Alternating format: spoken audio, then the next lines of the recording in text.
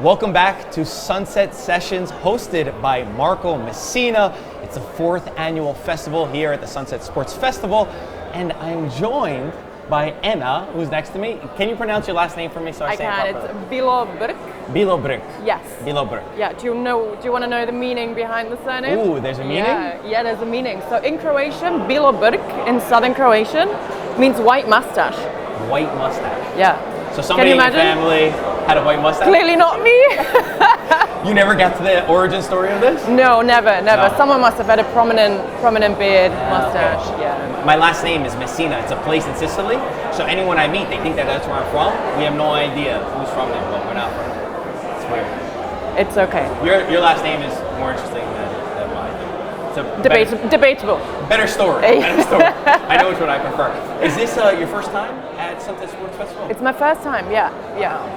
Are you impressed by the turnout here in Croatia?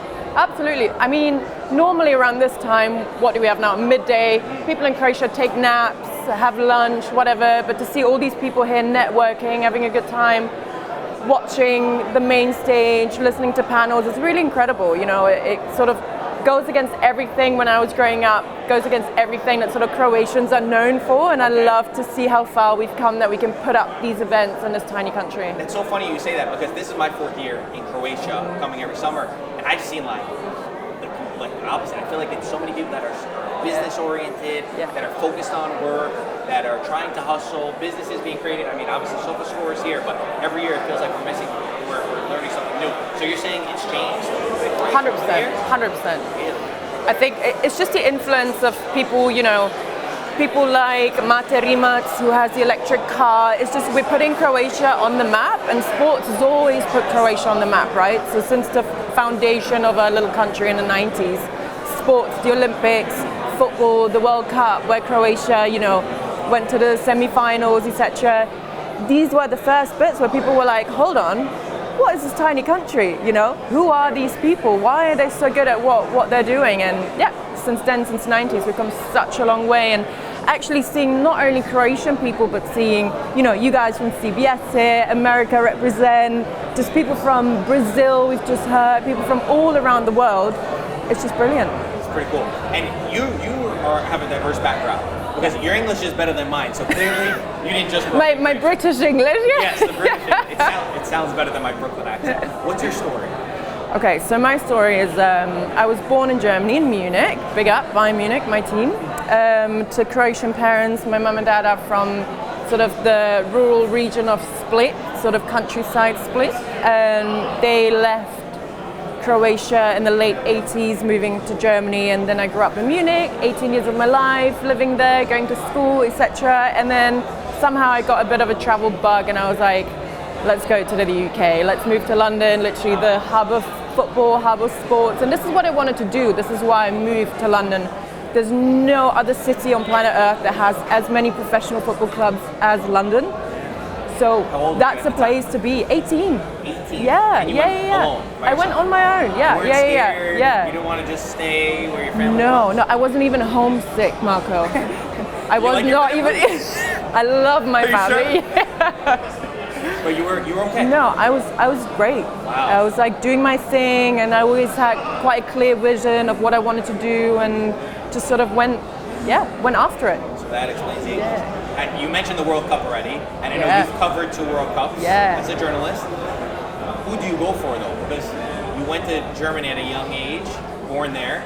Do you go for Germany, or do you go for Croatia when they play? Croatia. It's in the heart, Marco. You would go for Italy as well, wouldn't you? Yeah. It's like not even a question. Yeah. But Americans always think it's strange. I know. Back home in Germany, do they say it to you like, oh, you need to support us, or are they? No, they don't. They understand, you know, because they know that Croatians are quite proud people. And I think from early on, living abroad, you're almost more Croatian than people living in Croatia, if that makes sense, you know? I think they said, somebody told me that, I think Munich has the second most Croatians. Yeah, over 200,000 Croatians living in Munich. It's insane. It's probably the same amount of people living in Split, in the second largest city in Croatia. Wow. Insane. Wow. So there's a big community, we all hang out, we go to church together, we go to mass together, hang out afterwards, go for drinks. So it's really beautiful. So I sort of got a little bit of Croatian sort of society in Munich, even though I've never lived here, but I still had this piece of sort of homeland, as I would call it. I could totally relate to that. It's exactly how I feel. Yeah. I never lived there properly, but it felt like home. And I feel like it's in our blood. It's something that you can't fully explain. No. So obviously you're very proud to be Croatian. Did that sort of impact why you wanted to be in sports, why you wanted to be within football? Because I've learned, if there's one thing I've learned, it's that Croatians love their sports. Yeah, we do. So I've never actually played sort of professional sport. Volleyball was my main sport growing up at school, etc., even after school. But football's always been in our blood. My family's been involved in football. My cousins played. My dad played a little bit. He played in Singapore. Did he? My dad played one season or less than a season in Singapore, which is hilarious at 19 years young. He was a good player. Unfortunately, he had some setbacks with his health, etc. But he's fine now, thank God. Good. But he really looks back at this time as something, you know, in late 80s Singapore was crazy.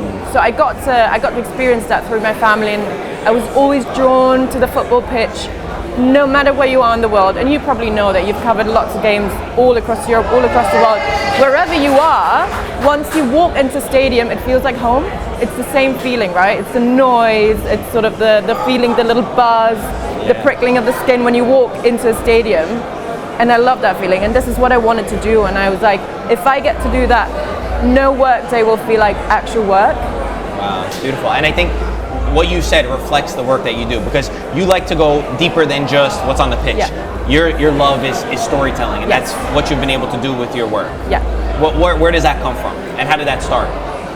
So, boring actually. I studied journalism, I did sports journalism, so I always wanted to be part of that, as you said, storytelling, knowing how to tell a story properly.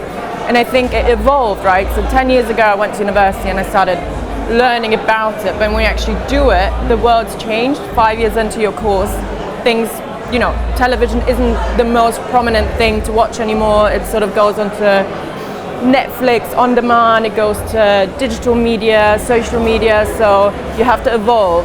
So what I did, I joined Premier League Productions, which is so the Premier League's own production house. Oh, okay, yeah. And they have a program called Premier League Stories. Premier League Stories is a half an hour, 26-minute show, goes out every Wednesday to 189 countries in the world, so everyone that has Premier League rights can watch Premier League Stories. It's basically a documentary, half an hour documentary show about anything and anyone that has anything to do with the Premier League. Like, give us an example. What's an example of that? One example, and I'm going to tie it to Croatia because we're in Croatia. Okay, of course, as you guys should. Yeah. One example, so I was thinking about, so how can I put Croatia on the map in the Premier League? We're not like Brazil or France or Spain where we had hundreds of players, you know, playing in the Premier League. We weren't as represented, but we were still represented. So I wanted to see how can I tie in, how has Croatian football changed the Premier League, and how has maybe being in the Premier League changed Croatian football. Okay. So I dove really deep into the subject, and I told the story of Croatian players in the Premier League and how that has evolved. And this was amazing. So not only we cover players' stories, individual background stories, but we do topics. So one topic is Croatian players in the Premier League. Like it's a Croatian touch, I called it. Okay. The documentary is called The Croatian Touch. It's Croatian Touch. Yes. So it starts with the first ever Croatian player in the Premier League. Do you want to have a guess? Who is it? He works a bit in television now. He was a coach as well, or is a coach. Slaven Bilic. Oh, okay. Yeah. First Croatian. The first Croatian in the Premier League, signed for West Ham, sort of in the late 90s, and then Davor Šuker and like all these big people. People forget all these people have actually played in the Premier League. Yeah. And then obviously Luka Modrić was the big one, but back in the day no one really knew how big he's going to get. And then obviously now Gvardiol, Kovacic, and people, because of everyone that's come before them, people see Croatian players in a different light. Slaven Bilic, I was speaking to him about this topic, the Croatian touch. People thought the Balkans, crazy people, sort of big-headed, you know what I mean? Just like passionate. Go for it, passionate. But actually, their work ethic has proven that they can play in the biggest league in the world, the Premier League. And this is why we had so many players sort of weaving in and out of the best leagues in the world. And I just wanted to talk about that and go a bit deeper into it, but half an hour isn't long enough. Did you find anything about the mental side, the mental toughness? Because that's something that I definitely know is different from, especially America to Croatia. People, like, just mentally, they see things in a different way. Was that part of it at all? Yeah, exactly. So that's basically the Balkan mentality, but also if you pair it with work ethic that these people showed, so they weren't just crazy, they weren't just going, I want to do it my way, etc., etc. I'm stubborn, I'm from the Balkans, I'm fiery, passionate, but the work ethic is what made them kind of stand out, I would say. And this is what every one of them said. Every interview I did, I interviewed Slaven Bilic, I interviewed Luka Modrić. You did Modrić? Yes, yeah. Wait, how did your family react back Oh my God. Did they go crazy? Yeah, they did. But I knew Luka before because I worked with him in Qatar at the 2022 World Cup. Okay.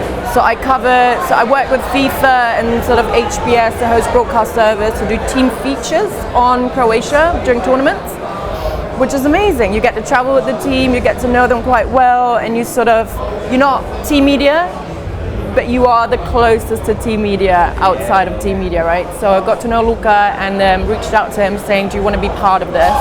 And of course he said yes. That's awesome. Anytime he can represent his country. Exactly, yeah, so you have more sense of pride, especially because I know you're less than 4 million, right, Croatia, but you produce super athletes, like athletes and all over. But it's nice to see that connection still remains back home, and even when it means to speak to you as a journalist, storytelling, to get that word out to the rest of the world, he was open to doing that. But it's sort of, to take it a bit away from Croatia, it's not just, so being passionate about football, being Croatian, I can relate to other people as well. I can relate to other players, to other nations, smaller nations as well. So I did documentaries about different sort of people. Emmanuel Adebayor, sort of a hothead, football, got into a lot of trouble, but looking at a story, diving deeper into what he actually had to go through with, his country getting attacked. He was in a bus attack by a rebel group during the AFCON. When was this? That was when he was young. If I can remember, 2012. If I can remember correctly. So he was traveling to an AFCON game and his bus with the national team got attacked. And a few people even got killed. You know what that does to you? And in the interview, he was remembering those scenes and he was, So you understand the person. You try and understand the person. Sometimes you get just one interview. Sometimes you get to spend a few days. So I spent a few days with Santi Cazorla in Spain, and he's still playing. Incredible, shout out to Santi. He's the most wonderful man ever, and the fact that he's still playing after nearly losing his leg because he had an Achilles injury and it got infected. He had sort of flesh-eating bacteria eating away his tendon. They had to do a skin graft, take away from his arm to put on his foot. He has his daughter's name that was on his arm, on his foot now. Crazy story. Spending days with him, actually talking to him about how he felt, how his family and friends felt, talking to his friends, talking to coaches. It's just a different storytelling, and I think what I love about this job is that people are saying sort of TV's dying out, we're moving on to short form content, people can't watch videos that are longer than whatever, attention span is getting shorter.